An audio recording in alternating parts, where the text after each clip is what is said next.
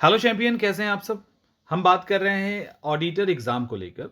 अभी बिहार ऑडिटर के लिए 102 पोस्ट का टोटल वैकेंसी आया है, जिसमें एज रिलैक्सेशन भी दिया गया है। ठीक है।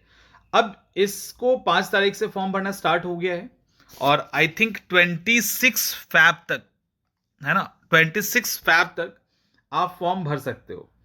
अब सवाल यहाँ पे कंफ्यूजन है ऑडिटर को लेकर कि ऑडिटर का सिलेबस क्या होगा और ऑडिटर एग्जाम के लिए हम कहाँ तैयारी करें और कैसे तैयारी करें। यही आपका सवाल है ना।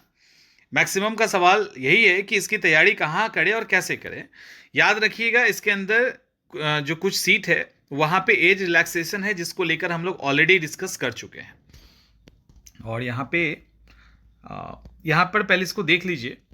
यहाँ 1A और 1B करके कैटेगराइज किया गया है टोटल सीट को, और इसी 1A और 1B के कारण आयु सीमा में छूट दी गई है। जैसे यहां पर देखिए 1A के अंदर जो सीट है ना, उसमें 1/8/2025 मिनिमम एज 21 और मैक्सिमम जो 37 जनरल के लिए वैसे 42।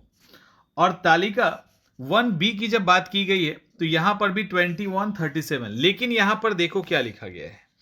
इसको ठीक से देख लीजिए, कोई कंफ्यूजन नहीं होना चाहिए। तालिका 1A में अंकित रिक्तियों के लिए ही क्या लिखा है, के लिए ही, सिर्फ 1A के अंदर जो सीट है उसके लिए प्रशासनिक, कार्मिक और प्रशासनिक सुधार विभाग बिहार के पत्रांक ये करके इसमें देखो यहाँ पे 1/8/2021 से 1/8/2025 तक, यानी आपका उम्र 1/8/2025 को यदि आप इस मान लो कि ये वैकेंसी निकला है 1/2021 में, और 1/8/2021 में यदि आप एलिजिबल हैं मिनिमम और मैक्सिमम से, मिनिमम में है तो कोई बात ही नहीं है, मैक्सिमम अगर उस समय भी एलिजिबल है और आपका अभी उम्र निकल चुका है तो परेशान नहीं होना है। फिर भी आप ऑडिटर के एग्जाम को दे सकते हैं, क्योंकि 2021 से 25 तक यदि आप एलिजिबल हैं तो 2026 के इस एग्जाम में आप बैठ सकते हैं। ठीक है, यहां पे क्लियर लिखा है, लेकिन किसके लिए, 1A के अंदर के लिए। और 1A में कितनी सीटें हैं यहां पर देखो, ये जो 1A है ना, इसमें टोटल 28 सीट है, तो इसके लिए आप दे सकते हैं। टोटल 102 सीट है, उसमें अगर 28 सीट के लिए एज रिलैक्सेशन है तो फिर ठीक है। अब सवाल उठता है सिलेबस। देखिए इसके अंदर जो आपका एग्जाम होगा, यहां पे देखो चयन प्रक्रिया, यहां पीटी भी होगा, लिखित परीक्षा यानी मेंस भी होगा और इंटरव्यू भी होगा, प्रीलिम्स मेंस इंटरव्यू, जैसे कि बिहार के सिविल सर्विसेज के एग्जामिनेशन के अंदर होता है ना। और फिर से आपको मेंस के लिए आवेदन करना होगा, ये सब लिखा है। प्रारंभिक परीक्षा 150 क्वेश्चन की होगी, 150 क्वेश्चन की होगी, 2 घंटे का समय होगा, बस इतना हो गया। और जो मेंस होगा उसको देखो यहां डिटेल में दिया है। जो मेंस एग्जाम होगा उसके अंदर 2 सेक्शन है। पहले सेक्शन में कंपलसरी हिंदी, अनिवार्य हिंदी। दूसरा GS paper 1 and GS paper 2, GS paper 1 and GS paper 2। अब ये आपके सामने जो वैकल्पिक विषय है, इसको लेकर कोई कंफ्यूजन नहीं पालना है। ध्यान रखिएगा, आपके पास 4 ही ऑप्शन मिलेंगे चूज करने के लिए।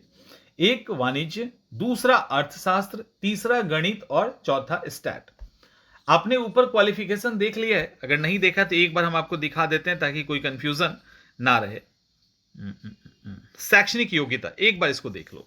यदि आपने कॉमर्स में, अर्थशास्त्र में, सांख्यिकी में या गणित में किसी एक से आपने ग्रेजुएशन किया है, या एमबीए अगर फाइनेंस से है, सीए है और सीएस डिग्रीधारी हैं, तब आप इसका आवेदन कर सकते हैं। एक और बात है कि ऑनर्स डिग्री के साथ यदि आपका ये पास कोर्स में भी है, इसके कारण क्या हुआ कि बहुत सारे ऐसे बच्चे होते हैं जिनका इकोनॉमिक्स पास कोर्स होता है। तो अगर इकोनॉमिक्स में पास कोर्स हैं, फिनांस में, एमबीए में पास कोर्स हैं, तो पास कोर्स में यदि में भी सब्जेक्ट है, ग्रेजुएशन में नहीं भी है, तब भी आप फॉर्म भर सकते हैं। एक बार मैंने इसके पहले बनाया था तो वहां पे कंफ्यूजन हो गया था। क्लियर। अब आइए नीचे।